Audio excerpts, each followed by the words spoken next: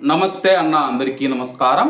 Kuwait దేశం పైన ఈరోజు అర్ధరాత్రి నుంచి అంటే సోమవారం అర్ధరాత్రి నుంచి తెల్లవారుజామున వరకు ఇరాన్ దాడులు చేసిన విషయం అందరికీ తెలిసిందే. ఈ నేపథ్యంలో ఈరోజు ఉదయం మరొకసారి ఇరాన్ డ్రోన్లతో దాడులు చేసిందని చెప్పేసి కువైట్ సైన్యం ప్రకటించింది. ఇరాన్ చేసిన ఘోరమైన దురాక్రమణ నేపథ్యంలో కువైట్ వాయు రక్షణ వ్యవస్థలు ప్రస్తుతం శత్రువుకు సంబంధించిన డ్రోన్లను ఎదుర్కొన్నాయని చెప్పేసి అధికారులు తెలిపారు.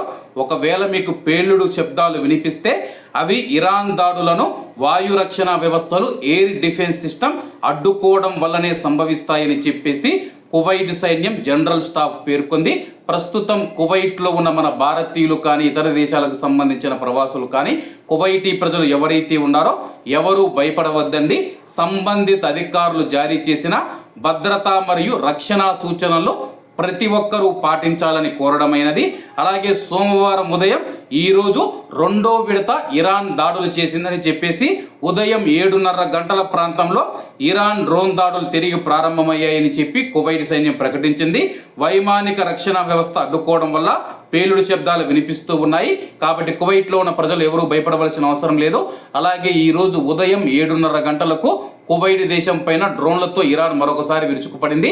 అయితే కువైట్ సైన్యం సమర్థవంతంగా వాటిని తిప్పికొట్టినట్లయితే ప్రకటించింది.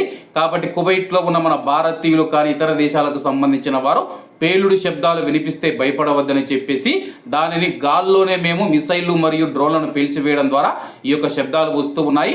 అందరూ మీకు ఏదైనా ఇబ్బందులు వస్తే కానీ, మీ దగ్గర ఏదైనా శకలాలు పడినా సరే కానీ, లేకపోతే మీకు ఏదైనా అత్యవసర పరిస్థితులు ఏర్పడితే 112 నెంబర్కు ఫోన్ చేయాలని చెప్పేసి అధికారులు ప్రకటించారు. కాబట్టి అందరూ బాగుండాలి, అందులో మనం ఉండాలి. అందరికీ నమస్తే అన్న, జై హింద్.